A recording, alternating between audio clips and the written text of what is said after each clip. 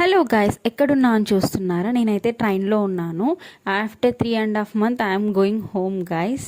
Last time 3Aలో book చేసుకున్నాను, ఈసారి అయితే 2Aలో చేసుకున్నాను. వెరీ కంఫర్టబుల్గా ఉంటుంది సీటింగ్.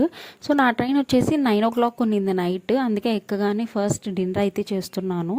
నేను ముందే ఆర్డర్ పెట్టుకొని పీజీలో ఉన్నప్పుడే దాన్ని ప్యాక్ చేసుకొని తీసుకొని వచ్చాను.